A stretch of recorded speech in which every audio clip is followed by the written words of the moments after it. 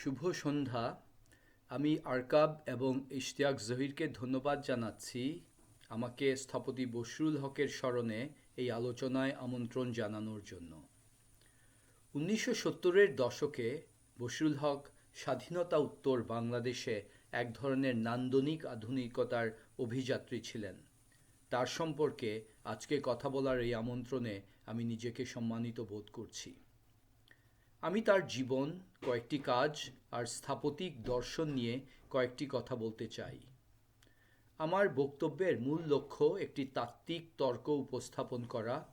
তর্কটা হলো, কাউকে সর্বোচ্চ সম্মানের সাথে স্মরণ করা যায় তখনই যখন আমরা তার কাছ থেকে শিখব, কিন্তু তার কাছ থেকে সবচেয়ে ভালো শিখব যখন আমরা তাকে আমাদের সবচেয়ে তীক্ষ্ণ গঠনমূলক সমালোচনার আওতায় আনতে পারব।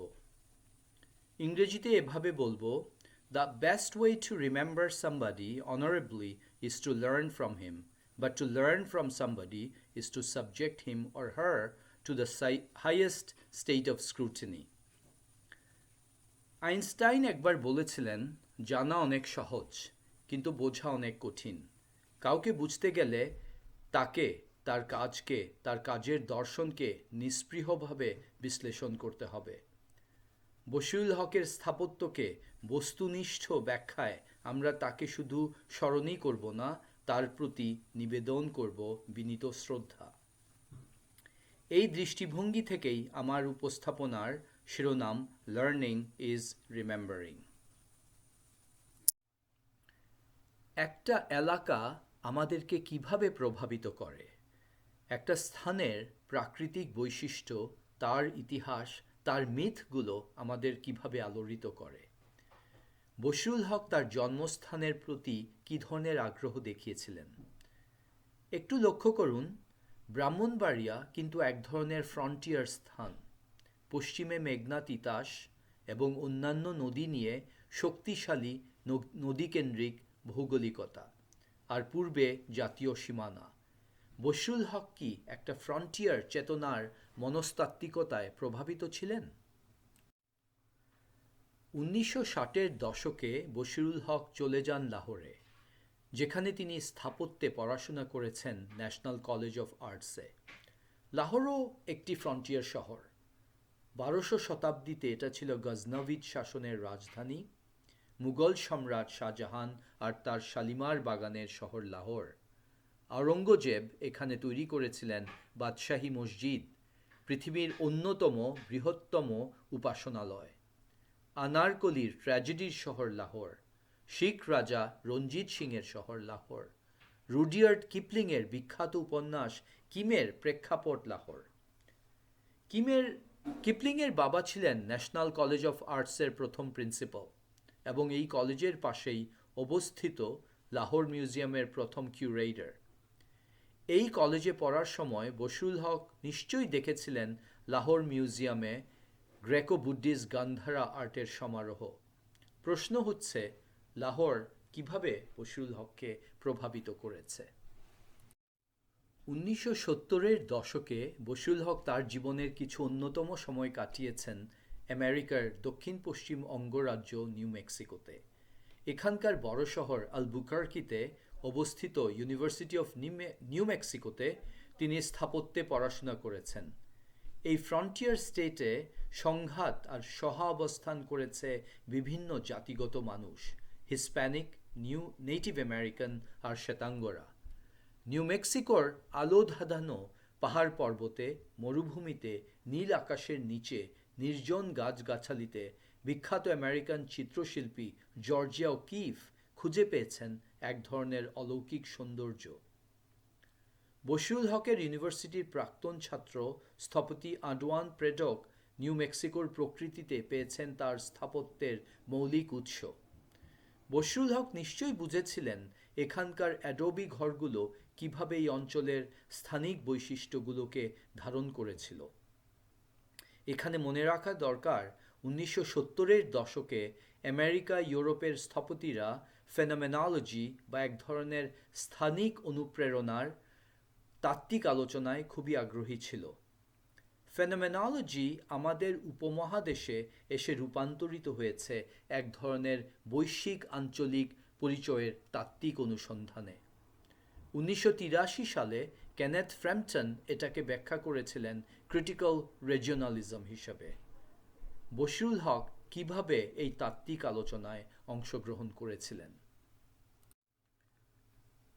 এখন বশিরুল হকের কয়েকটি স্থাপত্যকর্ম দেখা যাক।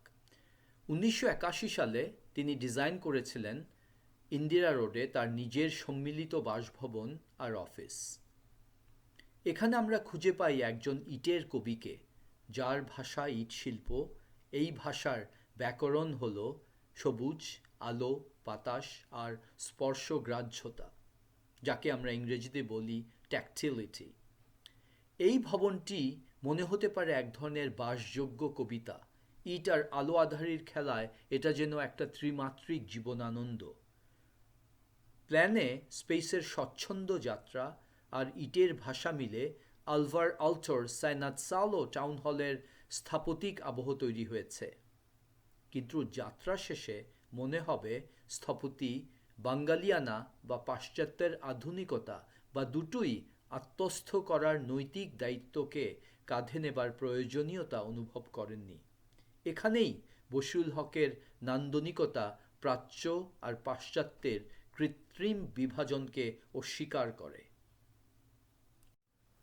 1979 সালে বশিরুল হক তার গ্রামের বাড়ি ভাতশালা ডিজাইন করেন। দুইতলাই ভবনের সলিড ভয়েড সম্পর্ক, খোলামেলা বারান্দা, ইটের স্পর্শগ্রাহ্যতা আর একতলার অর্ধবৃত্তাকার খিলান আর্কেড দেখে মনে হয় এই ভবনটি তার নান্দনিক চরিত্র অনেকভাবে প্রকাশ করেছে। মুঘল প্যাভিলিয়ন, মুরিশ স্থাপত্য আর গ্রীষ্মমণ্ডলীয় চেতনা এক হয়ে তৈরি করেছে একটা বঙ্গীয় রোমানেস্ক ধারা। 1977 সালে একটি জাতীয় ডিজাইন প্রতিযোগিতায় জিতে বশিরুল হক বাংলাদেশ কেমিক্যাল ইন্ডাস্ট্রিজ কর্পোরেশন ভবন ডিজাইন করেন দিলখুশা বাণিজ্যিক এলাকায়। স্থানীয় জলবায়ু, ঘনবসতিপূর্ণ নগর আর সীমিত সম্পদকে বিবেচনা করে স্থপতি এখানে তৈরি করেছেন আধুনিক প্রাতিষ্ঠানিক ভবনের একটি নতুন ধারা। ছোট্ট জমি, মাত্র 0.6 একর, কিন্তু অনেক বড় প্রোগ্রাম। তা সত্ত্বেও 20তলা ভবনটির বেশ বড় সেটব্যাক নিয়ে দাঁড়িয়ে আছে কংক্রিট জঙ্গলের মাঝে নিজস্ব স্বকীয়তা নিয়ে। রিও ডি জেনেরোতে অবস্থিত লুচিও কস্টা আর অস্কার নিমাইয়ারের মিনিস্ট্রি অফ এডুকেশন ভবনের কর্বুজিও অনুপ্রেরণা যেন বশিরুল হকের বিসিআইসি ভবনে এক ধরনের অর্গ্যানিক আধুনিকতায় রূপান্তরিত হয়েছে। 1930-এর দশকে নির্মিত ব্রাজিলের এই ভবনটির মতো এখানে বহুতল স্ল্যাব আর নিচুতলার কমিউনিটি স্পেসের সমন্বয়। গ্রীষ্মমণ্ডলীয় জলবায়ু উপযোগী করে পথচারী আর গাড়ির প্রবেশপথ তৈরি করা হয়েছে অডিটোরিয়ামের নিচ দিয়ে।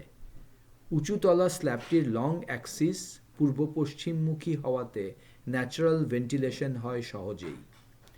ভবনটির নির্মাণকালে 1980-র দিকে এফআর খান, যার সাথে বশিরুল হকের খুব ভালো সম্পর্ক ছিল, ভবনটি দেখতে আসেন আর পরামর্শ দেন একতলার ওয়াফল স্ল্যাবটি 45 ডিগ্রিতে ঘুরিয়ে দিতে, স্ট্রাকচারাল কাঠামো আরও মজবুত হবে বলে। বশিরুল হক এই বিশ্ববিখ্যাত নির্মাণ প্রকৌশলীর পরামর্শ গ্রহণ করেছিলেন। বশিরুল হক কিভাবে ঔপনিবেশিক শিক্ষা ব্যবস্থার প্রতীক প্রাচ্য আর পাশ্চাত্যের বিভাজনকে উপেক্ষা করে তার নিজস্ব নান্দনিক দর্শন তৈরি করেছিলেন, সেটা বুঝতে হলে আমাদেরকে প্রথমেই বুঝতে হবে তিনি কিভাবে তার বহু ভৌগোলিক শিক্ষার মূল্যায়ন করেছিলেন। মাজহারুল ইসলামের মতো উনিও অনুধাবন করেছিলেন বিভিন্ন সংস্কৃতির বহুমাত্রিক সংমিশ্রণ। তখনই আমরা বুঝতে পারব বশিরুল হকের নান্দনিক চেতনায় সুলতানি আমলের গোয়ালদি মসজিদ আর কার্লোস স্কারপা কি অনায়াসে সহাবস্থান করতে পারে। লুই কান ইটকে জিজ্ঞেস করেছিলেন, ইট, তুমি কি হতে চাও? ইট অনেক আত্মবিশ্বাস নিয়ে বলেছিল, আমি শুধু আর্চ হতে চাই। কান ইটের মৌলিক চরিত্র বুঝে ইটের মহাকাব্য রচনা করেছিলেন। স্বাধীনতা উত্তর বাংলাদেশের প্রথম প্রজন্মের অনেক স্থপতিও ইটের সাথে বিভিন্নভাবে কথা বলেছিলেন। বশিরুল হক ইটের কাব্যকে বঙ্গীয় বদ্বীপে পলিমাটির দেশে নতুন ভিত্তি দিয়েছিলেন। রবিউল হোসেনের কাজে ইট যেন পরিণত হয় গ্রেকো বুদ্ধিস্ট জ্যামিতিক মডিউলে। তার বার্গ ভবন যেন বাংলার পার্থেনন অথবা বদ্বীপের নালন্দা। আর বশিরুল হকের স্থাপত্যে আমরা অনুভব করি বঙ্গীয় রোমানেস্ক বিহারের উপস্থিতি। বৃত্তের ভিতরে কেন্দ্রের শক্তি অনেক। আমরা সবাই কেন্দ্রের দিকে ধাবিত হচ্ছি। কোনো না কোনোভাবে আমরা বৃত্তের খাঁচায় বন্দী, সবসময়ই কেন্দ্রের মাধ্যাকর্ষণের বলয়ে পরাধীন। কিছু কিছু মানুষ কেন্দ্রিক যুক্তির বাইরে যেতে পারে। তারা অনেক কেন্দ্রের বহুমাত্রিক রাজনীতিকে বুঝতে পারে।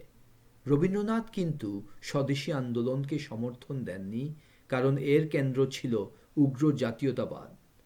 মাজহারুল ইসলাম বাঙালির রক্তকে রৈখিকভাবে দেখেননি কখনোই। বাঙালি চরিত্রের বহু মিশ্রণকে দেখেছিলেন সাংস্কৃতিক শক্তি হিসেবে, আত্মগ্লানির হীনমন্যতার উৎস হিসেবে নয়। তিনি বাঙালি জাতীয়তাবাদে বিশ্বাস করতেন, কিন্তু কখনোই একে এককেন্দ্রিকতাতে পরিণত করেননি। স্বপ্নদ্রষ্টারা অনেক বৃত্তে সহজেই ঘোরাফেরা করতে পারেন এবং করেন। এভাবেই বশিরুল হককে বিশ্লেষণ করতে চাই।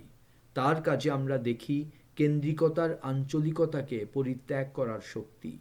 তিনি তার স্থাপত্যের বাঙালি উৎসকে কখনোই বাঙালিত্বের মধ্যে সীমাবদ্ধ রাখেননি।